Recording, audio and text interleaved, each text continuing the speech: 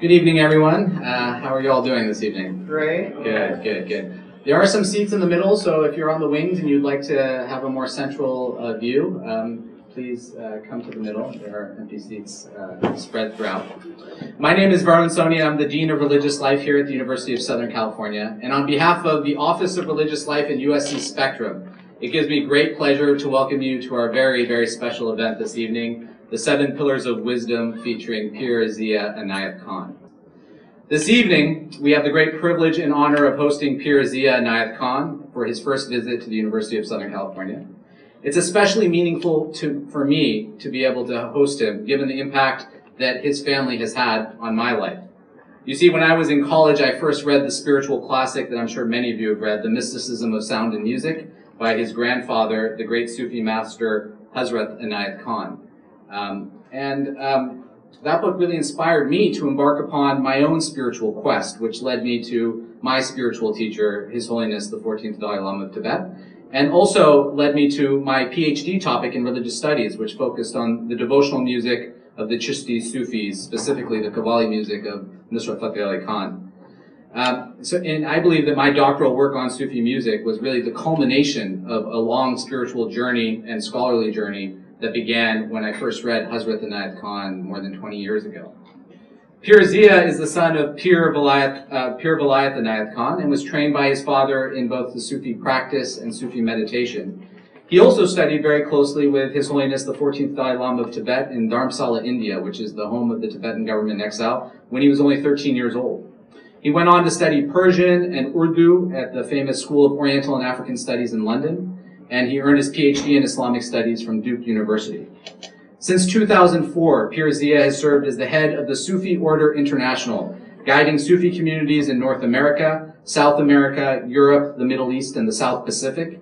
To provide opportunities for intensive Sufi study, Pir Zia founded the Suluk Academy based in upstate New York, where he resides. And that academy offers courses for Sufi initiates in New York, in California, and in France.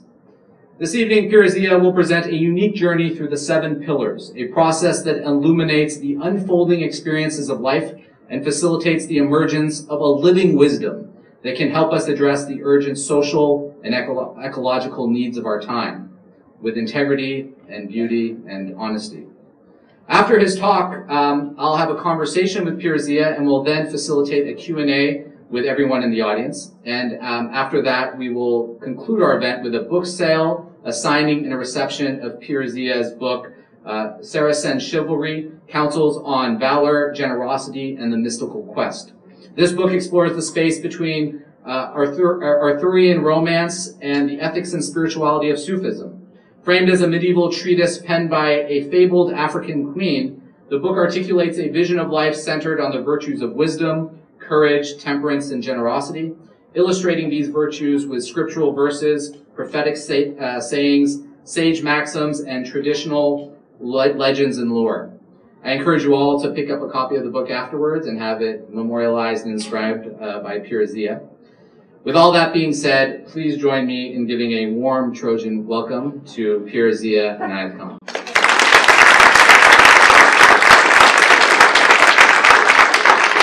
Thank you, Dean Soni, for such a generous introduction. And for me, it's a great pleasure to finally meet you. I've been looking forward to this, and I've been looking forward to speaking with all of you here. This talk this evening is the culmination of 2 days of exploration on the subject of the 7 pillars of wisdom, which we have explored here in Los Angeles now, first at the Cathedral of St. John in the form of an interfaith concert, which was hosted by the Gibord Center and which offered music that brought to life the themes of each of these 7 pillars, which I will speak of this evening. Afterward, yesterday, we met in another place, at a planetarium, a dome, where these themes were explored in a very different way, in an experimental transformance, it was called, which is to say a multimedia immersion in sound and narrative and imagery, all lighting up the meanings of the 7 pillars. So this has been for me a weekend of the 7 pillars. And this evening I would like to take this chance to tell you a little bit about what these pillars are and where they came from and where they might be going. So I'll begin just briefly telling you very little bit about myself, which is to say that just as Dean Soni has told you, I have been given a particular responsibility in life, and that responsibility has come to me from my father, who succeeded his own father as leader of an order, a Sufi order, which had been brought from India in the beginning of the 20th century to the Western world. First to America, and then established in London, and then spreading throughout Europe.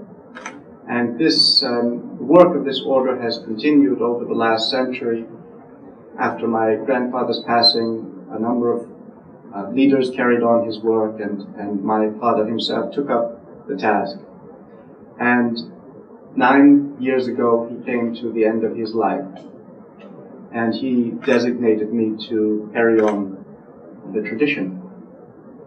And it was at that time that I established a school of Sufi studies in upstate New York called the Saluk Academy. And that is a school where we practice the contemplative methods of Sufism in a course of study that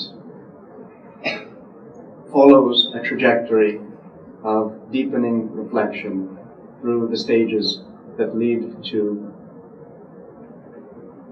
profound intimacy with the source of being, with the divine life. And the teachings, the practices that we maintain in the school are the ones that have come down the ages, that have been passed through the silsila, the lineage of the Chishtiya order, and which were brought to the West by Hazrat Pir Zia Inayat-Khan, my grandfather, who revived this tradition and opened it to the Western world. So this has been my primary focus in the decade since my father has passed away. But what became very clear early on was that it would be insufficient merely to maintain the traditions of the past, merely to maintain a school for initiates with a very definite focus, as important as that tradition was to maintain. I saw and continue to see that there is a spiritual movement of the age that includes people of many traditions, and artists and philosophers and activists for social justice, and that something is afoot. And it is important for those of us who belong to a particular tradition, while remaining in that tradition, to also build bridges and establish collaborations with people of goodwill, so that we can more collectively explore the meaning of wisdom in our time. It doesn't require of us that we abandon the form of our practice, abandon the form of our faith, but it's an opportunity to cross boundaries and to learn to speak other languages, so to speak, other languages of the sacred. When you learn another language, it doesn't require you to forget your own language, but you have in addition another vocabulary. And so, just as the Saluk Academy has been developing, it seemed important to me and to many of us that we simultaneously open a space, open a forum for interfaith and interdisciplinary conversation and collaboration. And so out of the Saluk Academy was born something called 7 Pillars, House of Wisdom. The idea of a house of wisdom came from the recognition that historically there have been a number of centers where the wisdom of the ages has been intentionally harvested. An example of this would be the Beit al-Hikmah of Baghdad, or the Ibadat Khana of Fatih Sikri, or the Platonic Academy of Marsilio Ficino in Florence. A number of examples like this. The Library of Alexandria. Many of these places were imperially sponsored institutions. They were focal points of major institutions of power. Now, we're living in a different age, and the House of Wisdom, which we choose to build, dispenses with political support systems. And in fact, it does not require even a physical location. In today's world of communication technologies, it's possible to create a virtual house of wisdom, which is to say, a network of people who are engaged in conversation and collaboration. So we began a conversation, and it began with friends of other paths, of other contemplative traditions, who came together to enter into a conversation about the meaning of wisdom in our time. And I found myself stretched in this process because I came to the conversation with a certain vocabulary specific to my training, specific to my practice, the language of Sufism, essentially. And what I found is that people of other paths have their own languages. And that if we're going to understand each other, we have to start to translate and see if we can develop a language that we can share. And so it has meant comparing our experiences and looking for common ground. And this is what we've been engaged in for some time. And the reason that we took the name Seven Pillars is that it occurred to us that our enterprise was a venture of seeking wisdom, seeking to gather, to harvest, to acknowledge wisdom, and that wisdom is personified in legend in the figure of Sophia, Lady Sophia. And Sophia appears in the Bible in a certain scene in which it is said that Sophia, Lady Wisdom, has built her house. She has hewn her 7 pillars, and she has laid a table. And we thought that this is a very inviting image, an image of hospitality, an image of a figure who establishes a space for all to come and partake of a symposium on the meaning of wisdom. And this is what we sought to establish. So we took up this image, and we saw that Sophia's house has no walls. The passage doesn't mention walls. She has her 7 pillars, but there are no walls. So there's no inside and outside of the house, no impermeable boundaries. But it does have an architectonics. It has these 7 pillars. And at first the 7 pillars seemed simply a lovely poetic image. 7 is a lucky number after all. But then we thought there must be something more to it. What are these pillars? What might they mean? What could they represent? And this question was put to me very directly, and I didn't have the answer. But I went to sleep that night, and in the middle of the night, something came, something showed itself. And when it did, I got up and noted some things down. And then I went back to sleep. I slept well that night. And when I woke up in the morning, I went back to our group and shared what I had seen in the night. And out of that, our conversation was given a new impulse, because the 7 pillars started to take on a certain meaning. And it is these meanings that I would like to briefly share with you this evening. And I must be brief because there are 7 of them, and each one opens out into a vast vista of exploration. So these are just seed thoughts. But I'll begin with the first pillar. You see, each pillar represents a contemplation, represents a perspective. So the first pillar represents what is most immediately evident to us. A syllogism begins with an axiom. You have to begin with what is most apparent. And so the 7 pillars begin with the first pillar, which represents human life, our experience of life. The fact that we are all human beings who have been born from a mother and who will one day die. So there may be many differences between us, culturally, ethnically, religiously, and yet what we clearly have in common is this frame of existence. We're born on a certain day, we're going to die on a certain day, and between these 2 gateways, we pass through a number of experiences.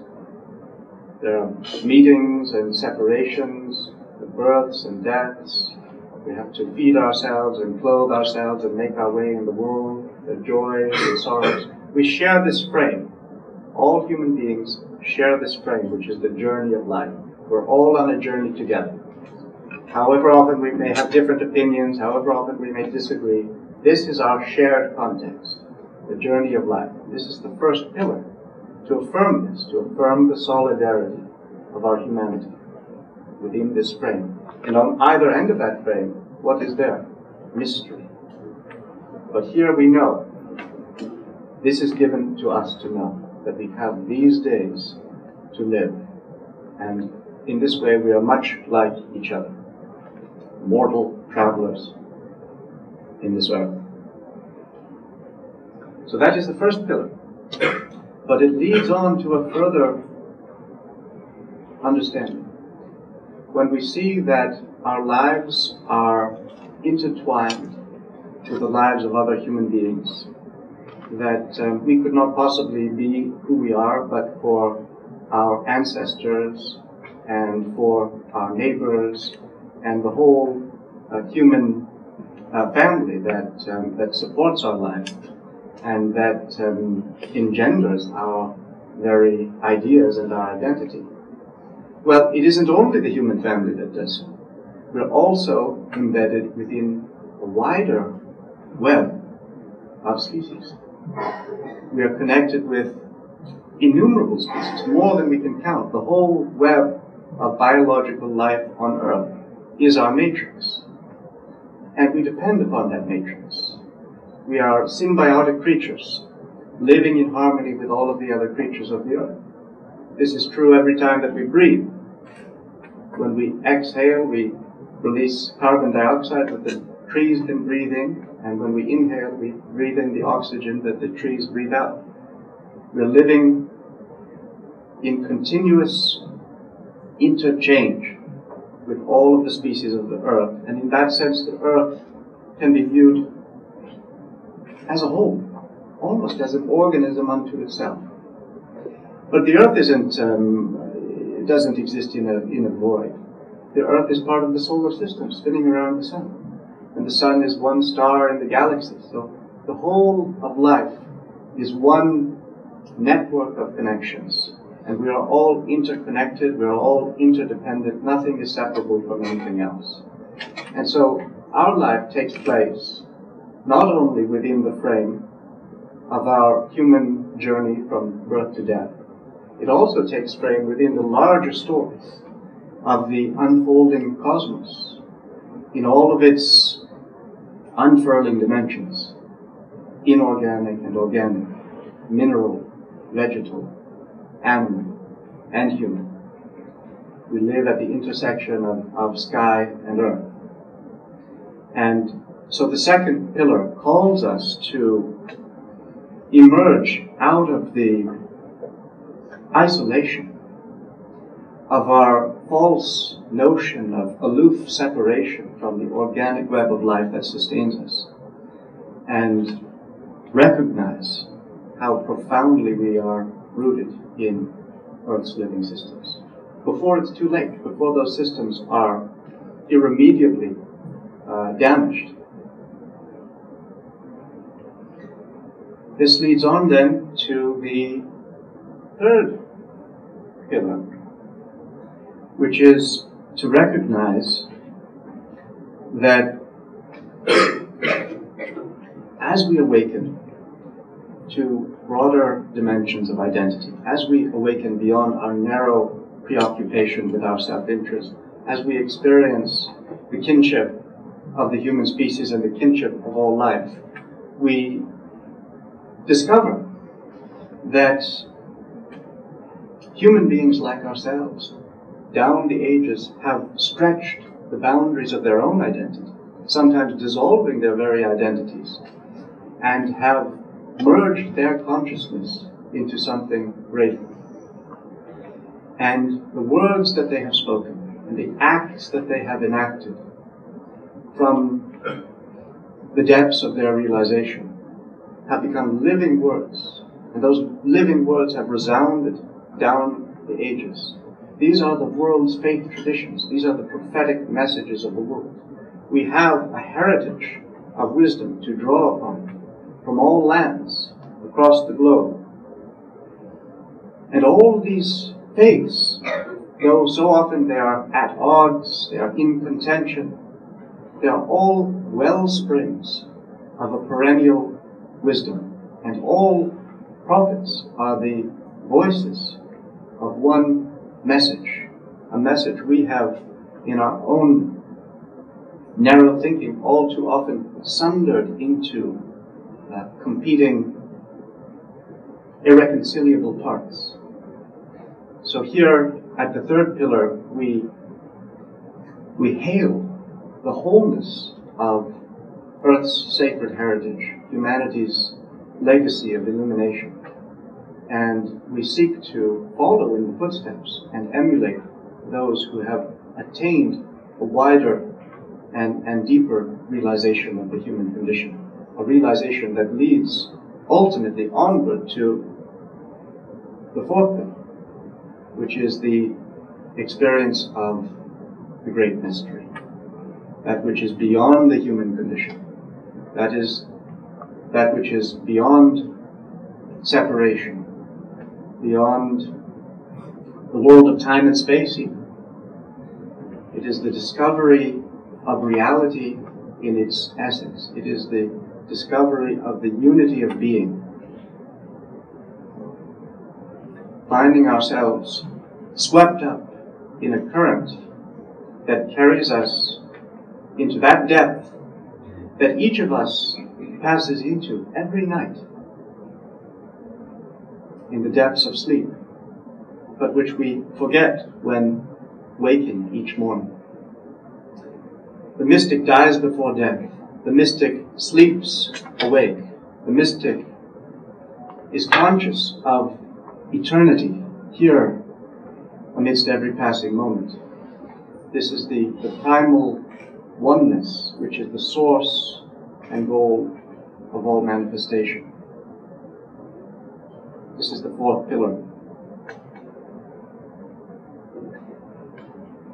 And one finds in transcendence, one finds in infinitude, solace, serenity, equanimity. And one might bask forever in that peace if it were not for the cry, the fifth pillar, which is the sound of the broken heart, which is the reality of a broken world, which is the plight of the homeless, the dispossessed, the forgotten, the wounded. When we were so preoccupied with our little selves and our little agendas, we couldn't hear the cry. But when we have been lifted beyond ourselves, the heart attains a sympathy, a compassion that flows from the very heart of reality itself.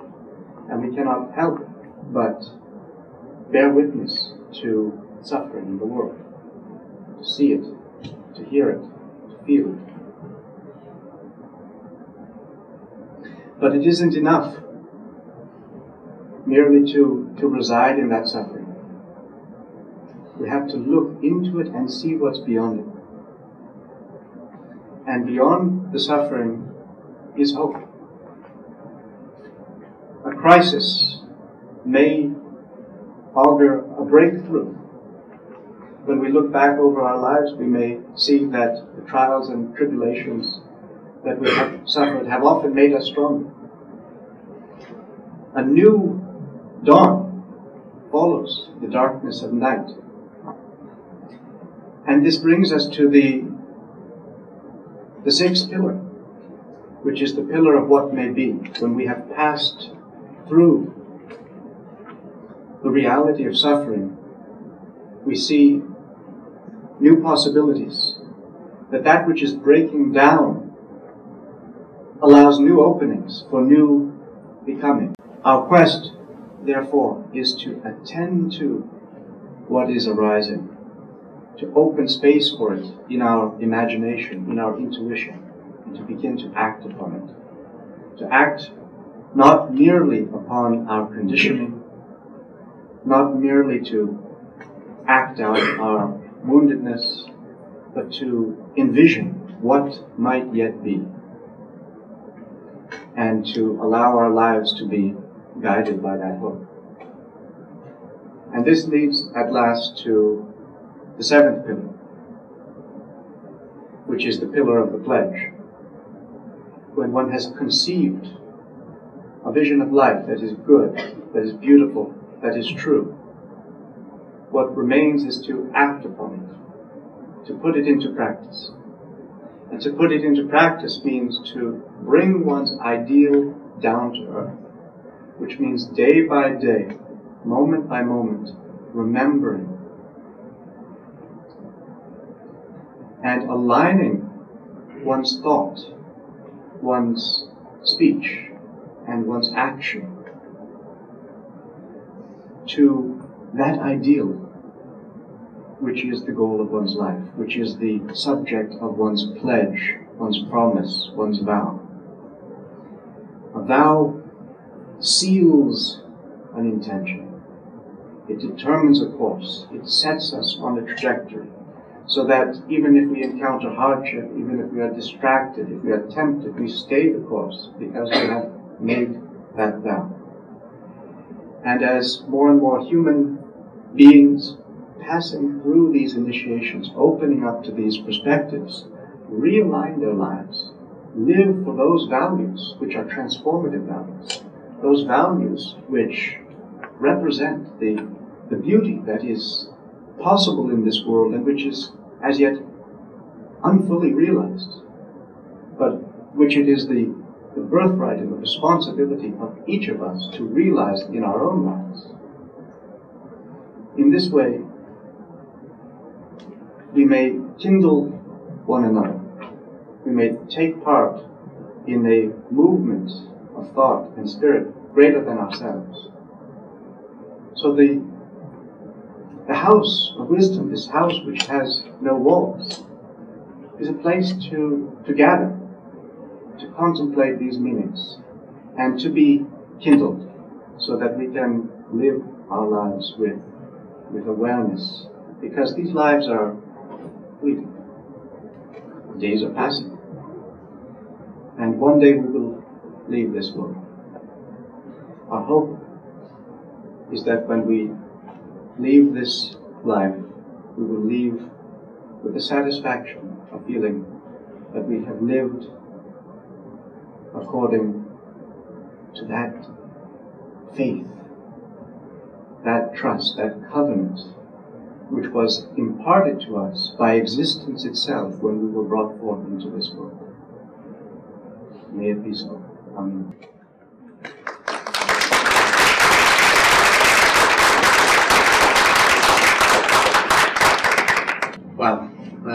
We've certainly been given so much to think about, and what I'd like to do now is I'm going to have a sort of short conversation with Pir Zia about the 7 pillars, and also asking a few general questions about Sufism and his order, and then we'll open it up for a larger conversation with all of you.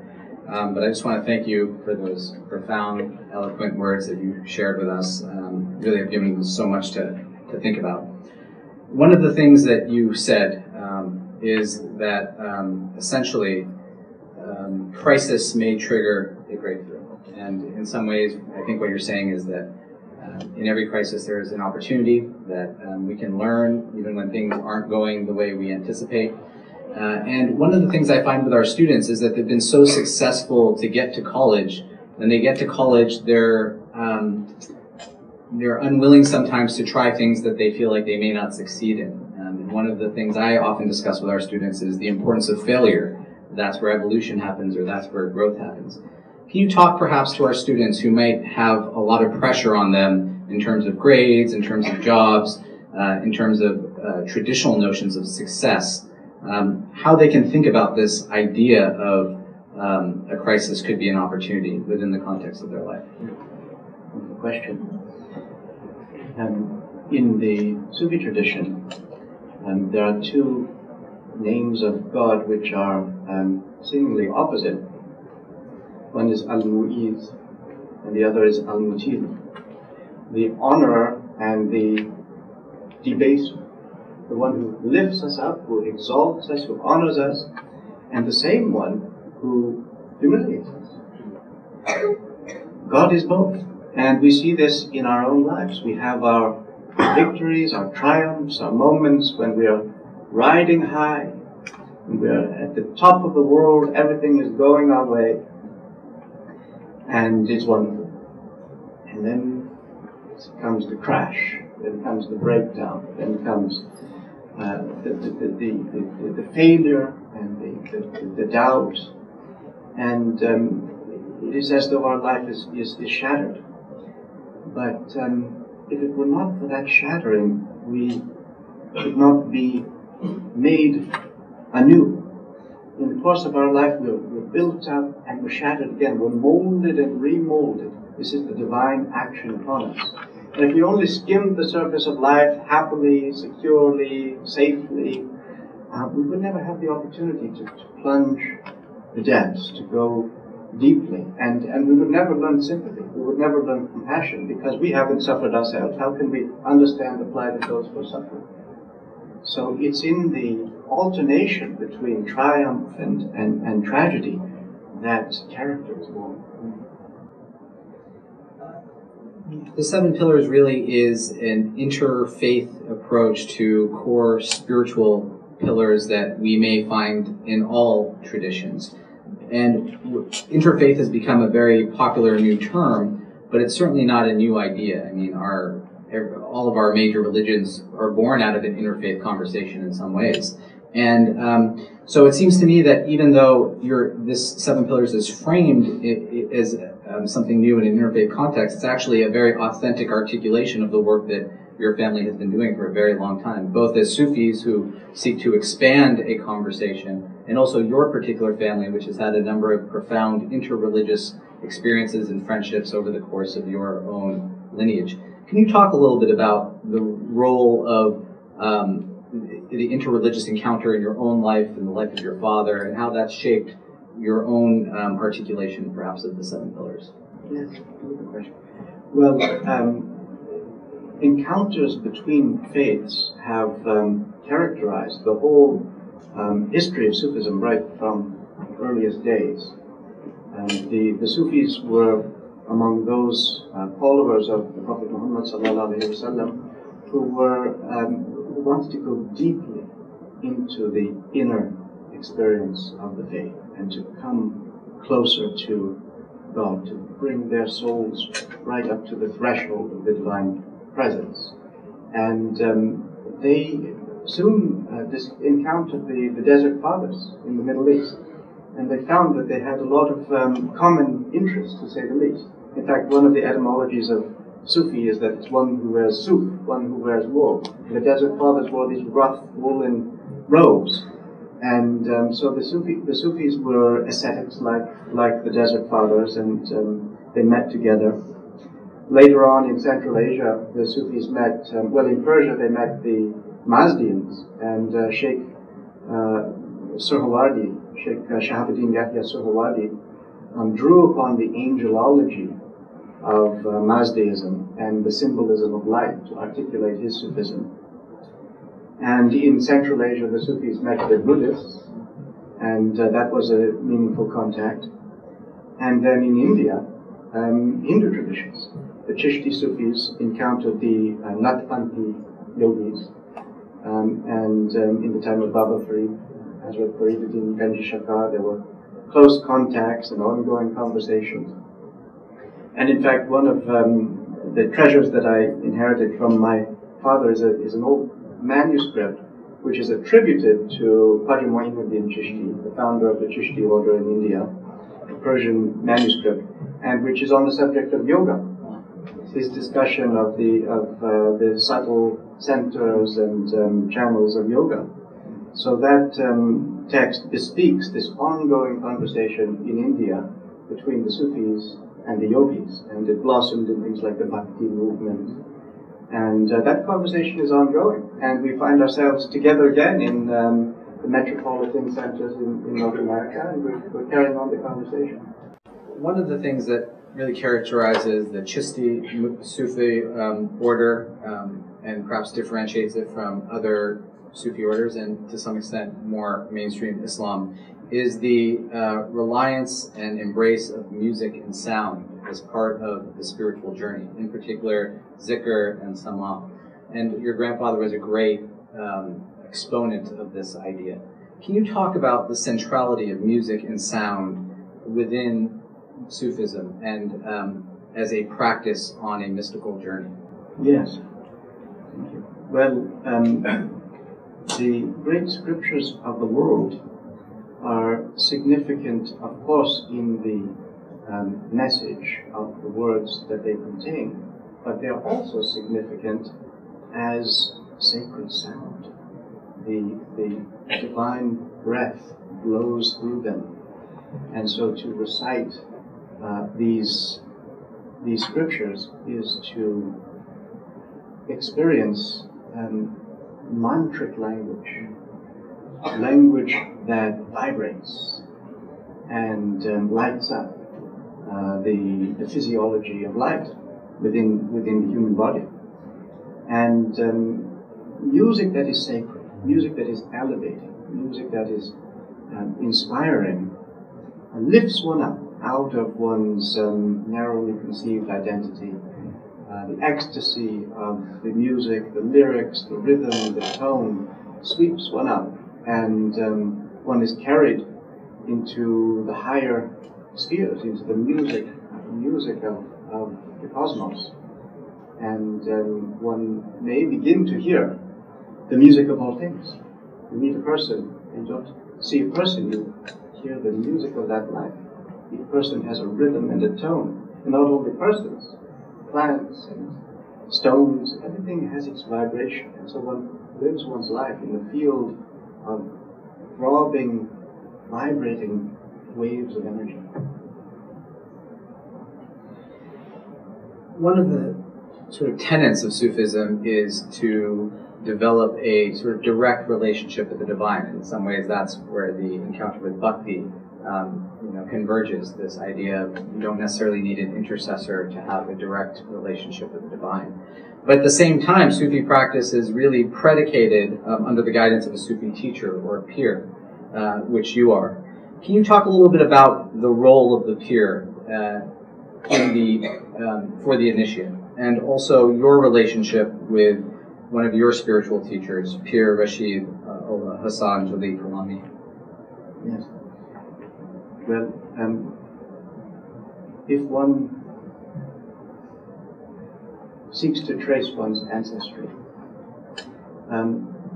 usually we can only go so far.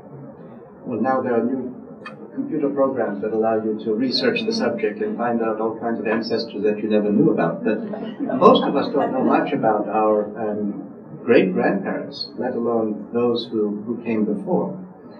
And so what is so extraordinary in a spiritual tradition is that it constitutes a lineage of memory down the generations, down the centuries, where human life touches human life, and in this linkage from soul to soul to soul, there is a continuous transmission of consciousness, of meaning, of tradition, of practice. In a world that is distracted and which is constantly unwinding and coming apart, that focused, concentrated legacy from century to century in unbroken succession is something very precious. And this is what the great spiritual traditions of the world have to preserve. And the role of a peer is to receive this transmission, to be, and it's not something that one can seek out and ask for. It is that one is trained, one is chosen, and if one is chosen, if one is deputized for that work, then one has to pass it on to the future. One has to train others. One has to transmit the barakat, the blessing which has flowed down the ages. One has to keep up in one's own practice and to teach others the methods of contemplation. And thus, in this way, a lineage continues down the ages. Anytime any religious tradition goes to a different country, it changes, it transforms. It has to, in order to be relevant for the people who are living there. So when we see Buddhism go from India to Sri Lanka, to Thailand, to Tibet, to Japan, it looks very different in all those iterations, even if the core and central tenets of the Dharma remain the same. Sufism, too, has traveled throughout the world, from the Middle East to South Asia to Southeast Asia. And actually, historically, Sufism has been responsible for large numbers of people coming to Islam. What does Sufism look like in the United States? What is an American Sufism? What are the challenges and opportunities that you see from your perspective? Yes, well, that's an excellent question, and one could perhaps note a number of things, but one factor that I would like to especially call attention to is the role of women.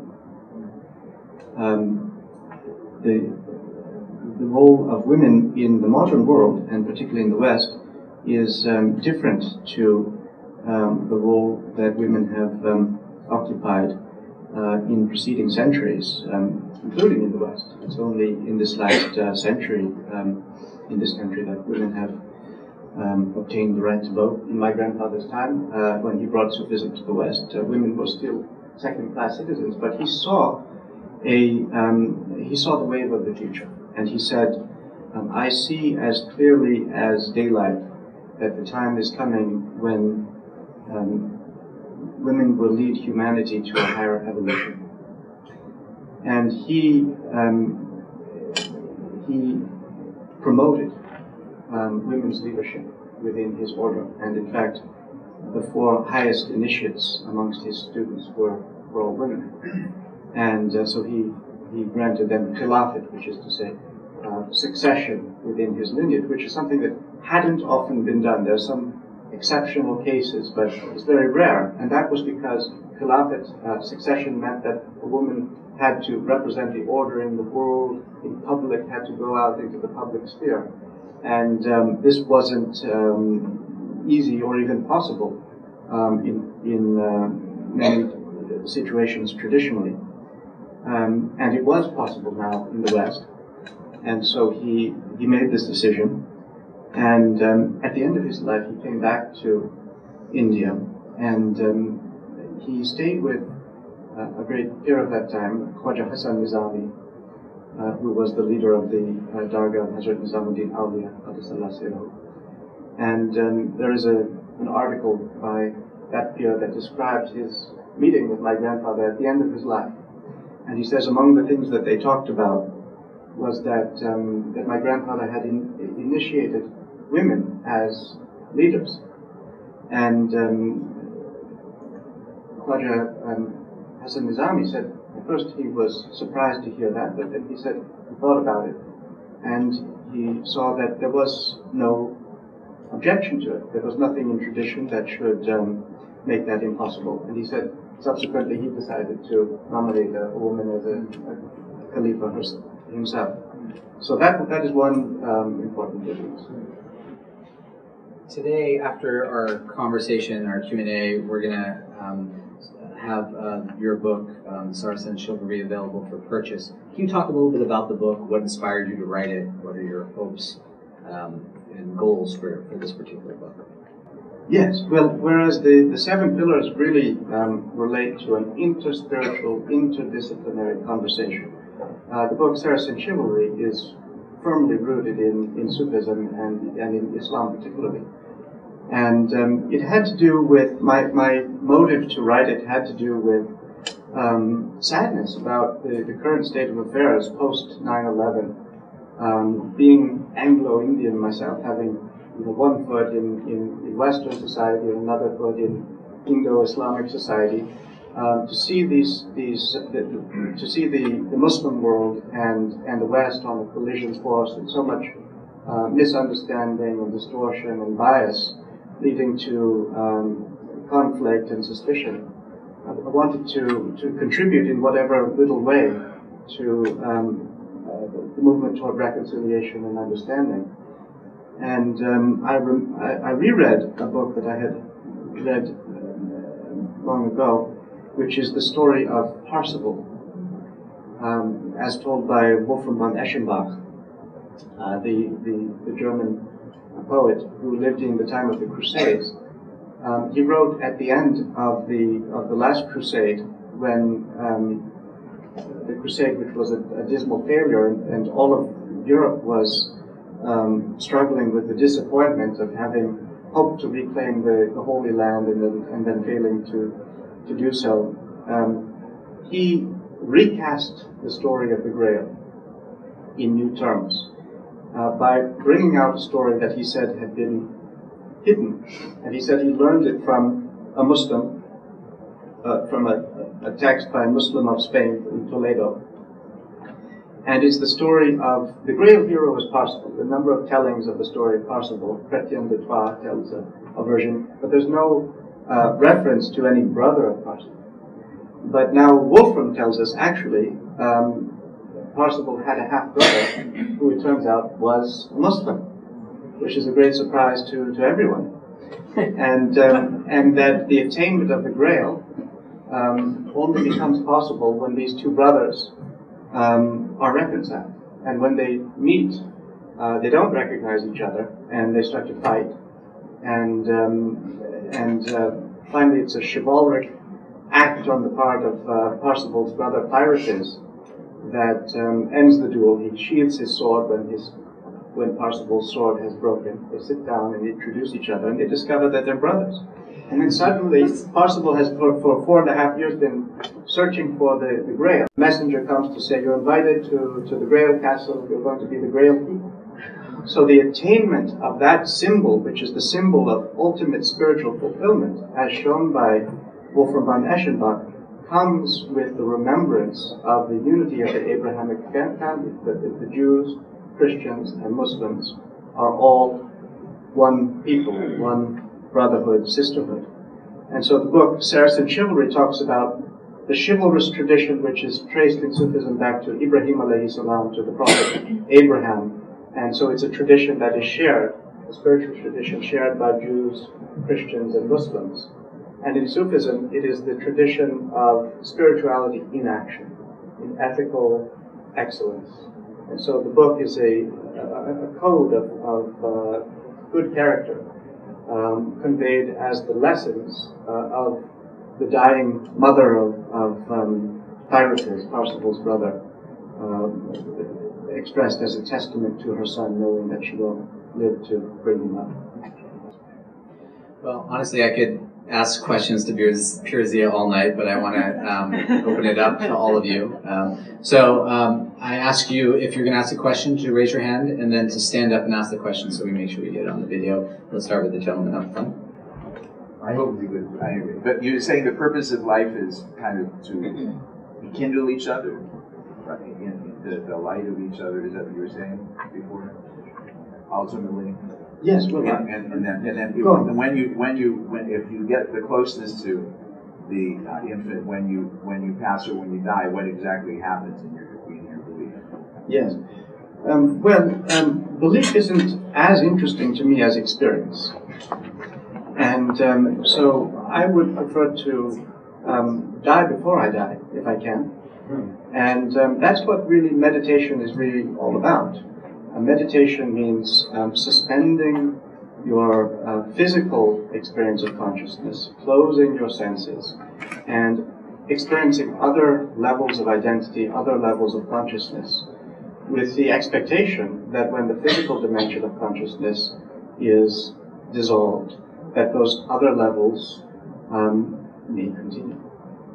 So what will be the state of our life in that realm?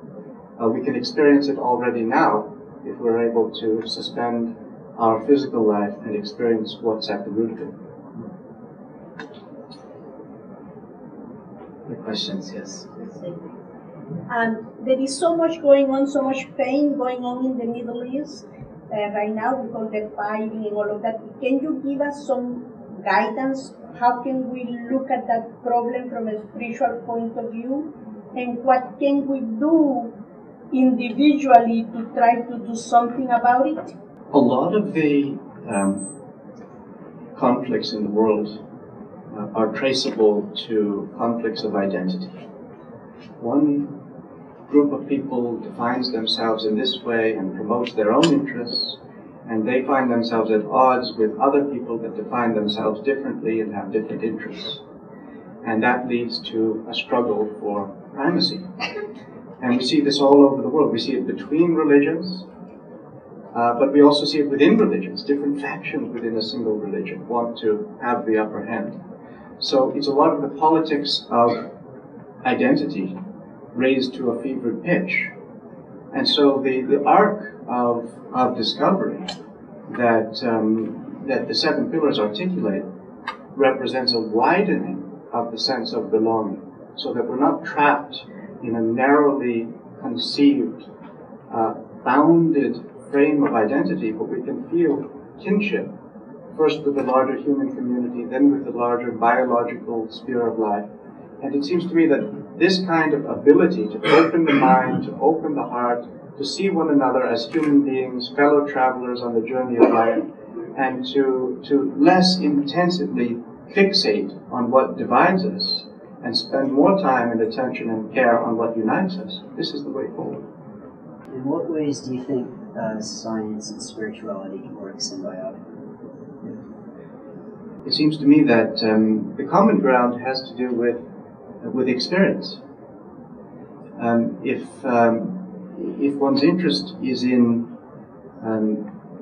not merely holding up the tenets of a creed as absolutes, but taking religion as a path, an experiential path that leads one into deepening vistas of exploration of the cosmos and of oneself and of existence, then science becomes a powerful ally.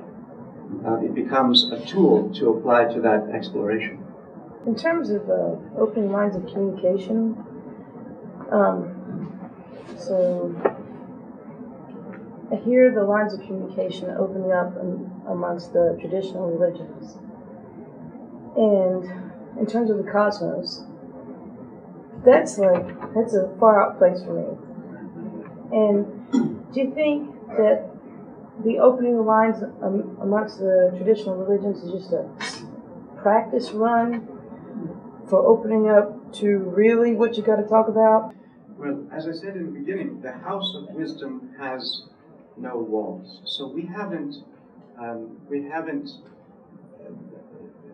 ventured into this conversation with the requirement that our partners in conversation will be practitioners of this religion or that. It's an open conversation. It's open to people of all faiths and also people of no faiths. I heard it described that enlightenment is a process, and sometimes it can be sudden or gradual. How and when do you know that this shift in consciousness has happened irrevocably?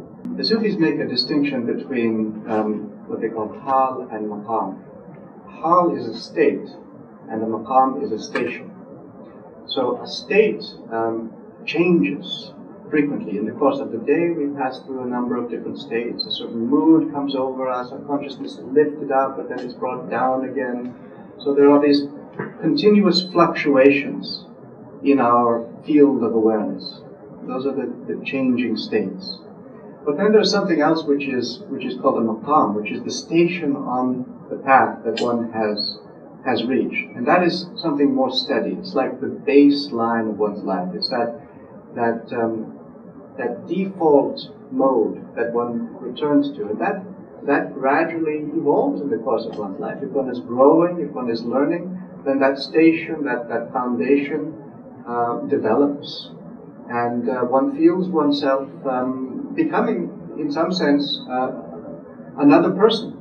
You know, if we look back over our lives, if we look back over the different stages of our lives, we may see not only have we changed physically, we've changed in our very identity, we've changed in our very attitude.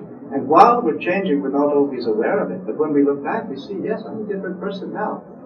So this is an ongoing process. And sometimes the intensity of the states, of the halat, can trigger a forward thrust into a new station. But the states aren't reliable in themselves. It's a station that establishes oneself in a zone of experience that is maintained until then one passes further beyond. I'm finding that the Sufi idea is a lot very similar to Gnosis or Gnostic, or seeking the knowledge of God. Is that basically it? There's a lot of similarities that I'm finding between the two: the conversation, the experience, the everything less the dogma, basically. Yes, well, the Gnostics were contemplatives, weren't they? And all of the spiritual traditions have in common contemplative practice. There are different forms to this practice, but the basic ingredients of contemplation are shared ones. The cultivation of attention, the practice of silence, the practice of stillness, moving beneath the surface fluctuations of thoughts and moods, and going into the still, silent depths where space and time open out and one moves toward a feeling of eternity. So the mystics of all traditions have these core realizations in common. You talked about dying in one of your 7 pillars, that dying, to some of us in Hindu culture, we think that when somebody dies, the atma or the soul passes to another level. But in practice of medicine through a doctor, dying may be just the stopping of the heart, or when the impulses have stopped going to the brain. So how do you, mix both spirituality and medicine, and to, bring it to a level that somebody understands how the soul and what we see and how what we know works? To study matter, as scientists do, is to see that everything is recycled. Nothing just disappears. The stuff of this body dissolves into the ground, becomes the clay of the earth, and that clay takes on new forms. It becomes flowers and trees and animals. So this body isn't really our own. It's going to be recycled continuously in ever new forms. And we can further infer that every level of our being is going to be recycled. It's going to take on new life in new forms. And so we're not only our bodies, we are also the energy that underlies these bodies. That is going to live on in new combinations. The very essence of ourself is going to continue. Nothing dies. Death is just transformation, a change of form. Life continues on every level, but redistributed, reorganized. How do you deal with fear associated with searching for new experience? The fear of religious experience is greater than sometimes one can imagine. There is in all of us a tension between hope and caution.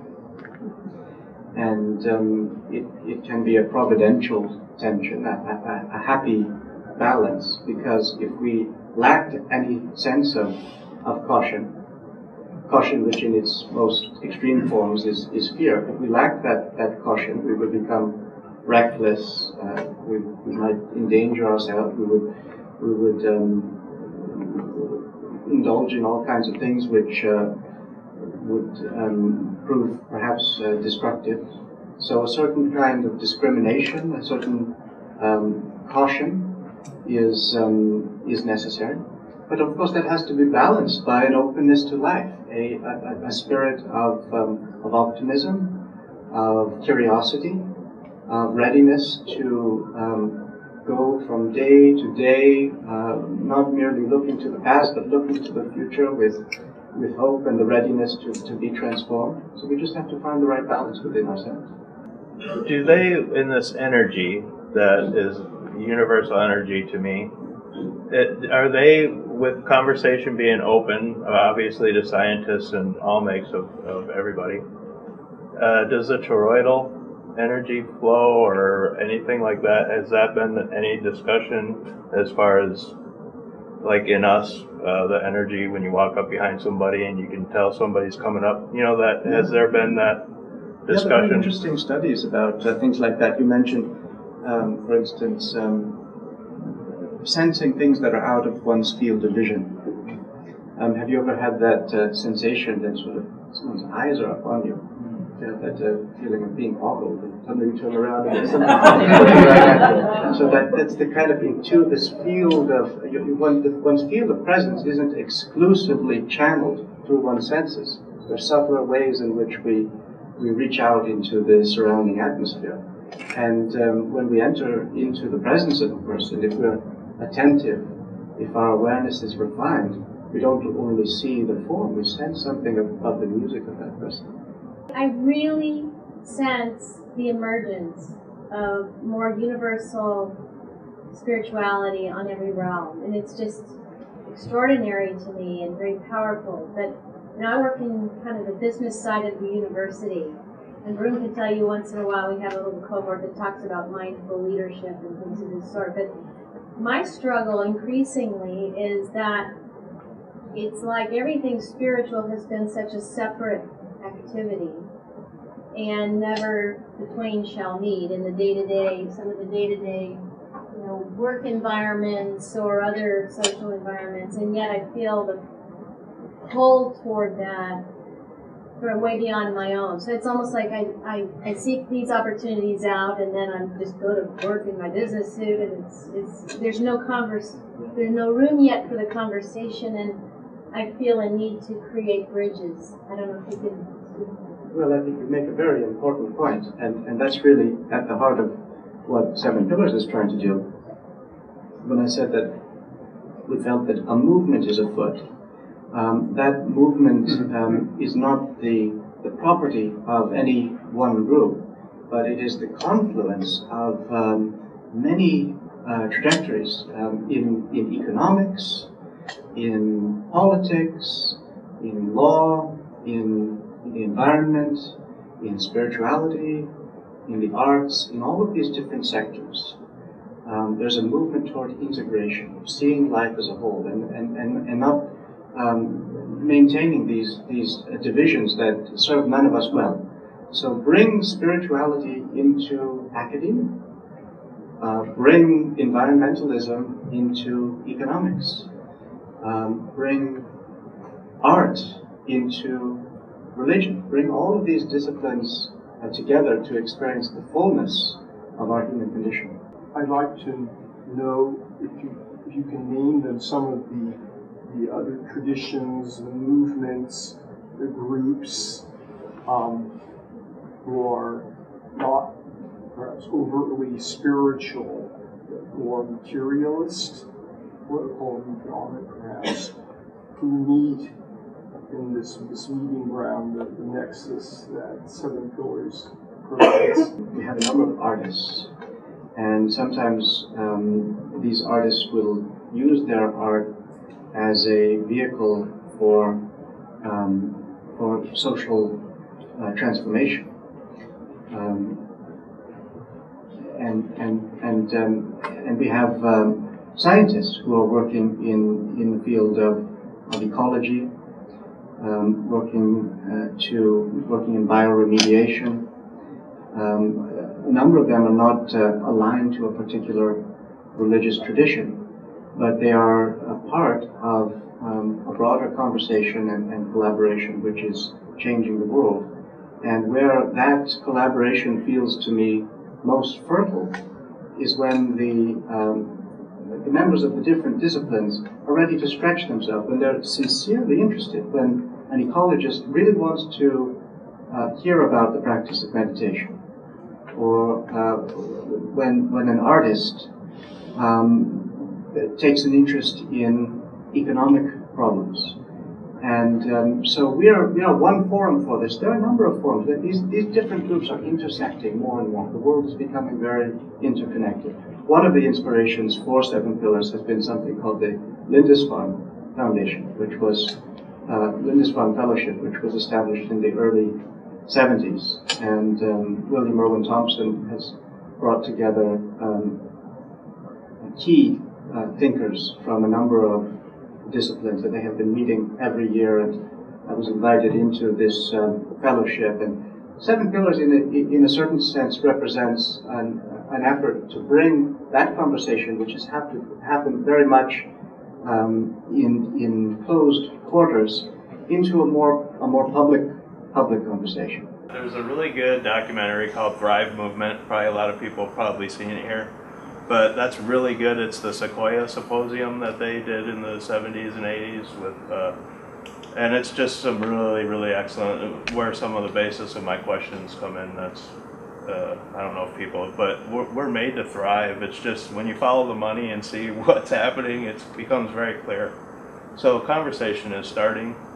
It's just, I think with the internet and everything, and with the spread of information, it's going to happen a lot quicker now.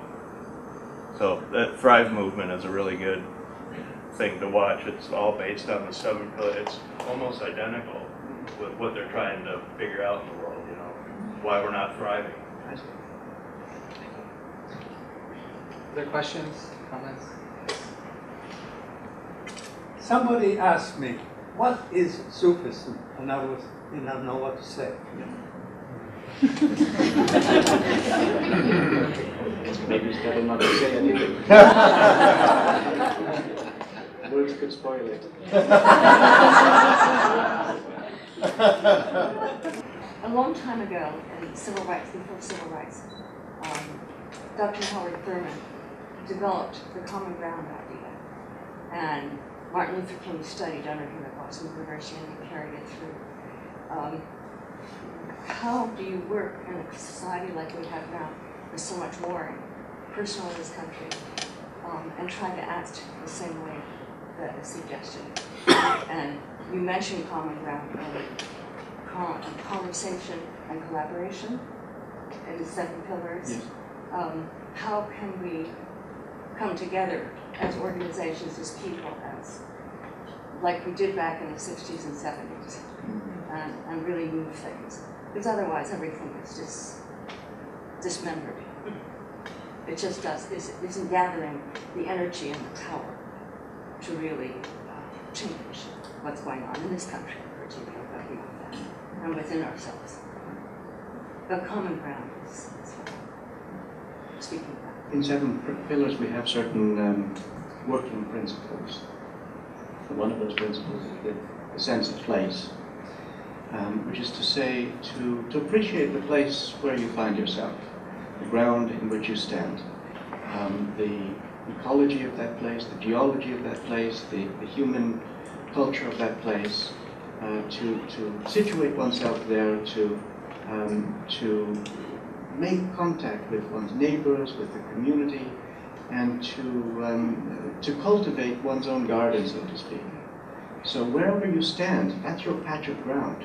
That's your garden to cultivate and to find friends, to find allies, to work together, to see what's needed in your neighborhood and try to answer that need. That's a very good place to start. Can you talk a bit about the importance of daily spiritual practice or its non-importance? What's your view on that? Yes, I'll say it's important.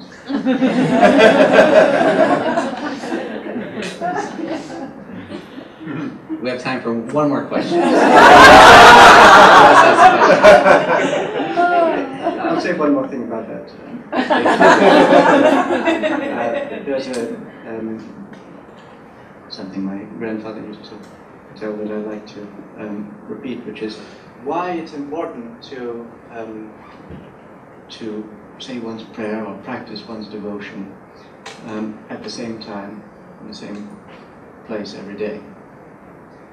And that is because the angels are flying overhead. And when they see you praying, they swoop down and join you. And then the next day, they'll look for you then and there. At that time, they'll look for you again. And if you're there, they'll come each day and they'll bring their friends. And more angels will come. There'll be a congregation around you. But the next day, if you're not there, they won't come back.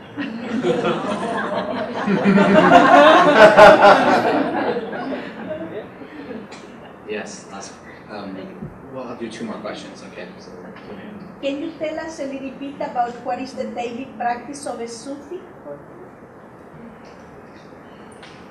Well, there is no one practice. There are a number of practices which are taught according to the need of the individual. Amongst these practices are practices of awareness of the breath, of stilling the mind, practice of prayer, a practice of invocation of the names of God, a practice of remembrance, which is to dissolve oneself in the awareness of the unity of being. These are all Sufi practices.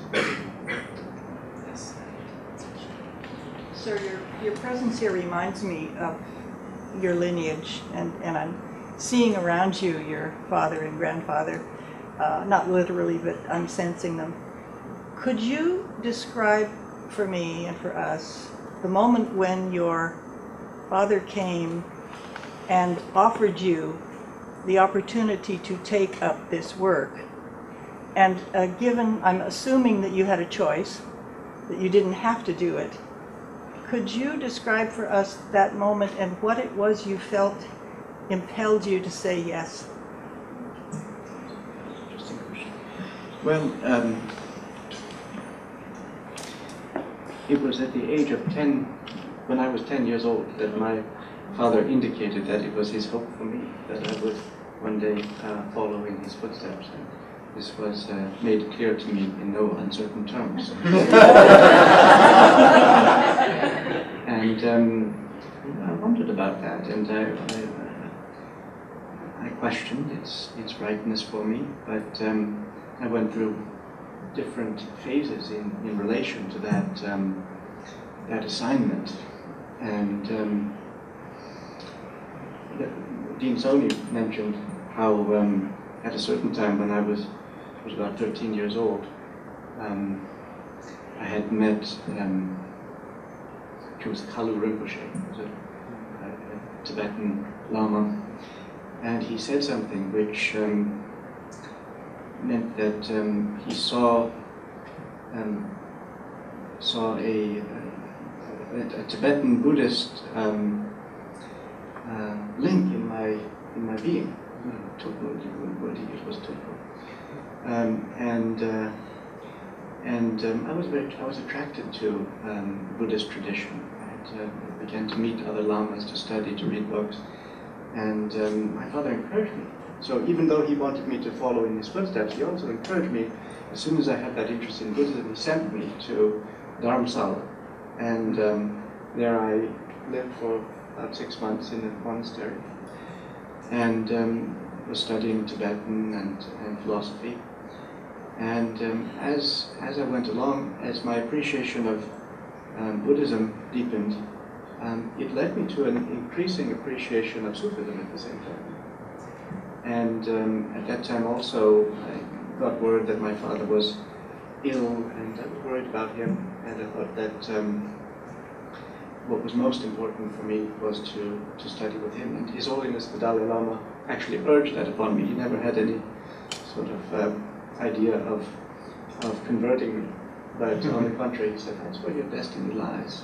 And so when I came back from India, then it was clear that this was the course of study and practice for me.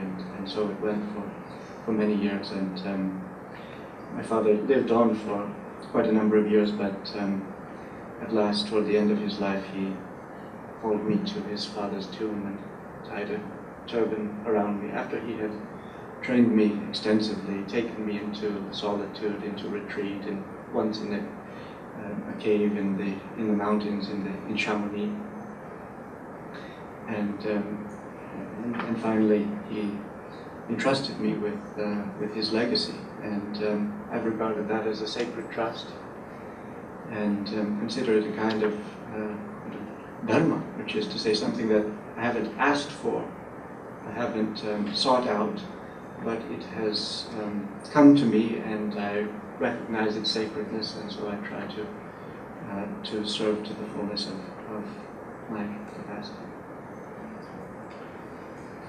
You know, one of the great joys of my job is that I get to host, I think, the most important young religious and spiritual leaders in the world today, and Pir Zia Inayat-Khan is really at the top of that list.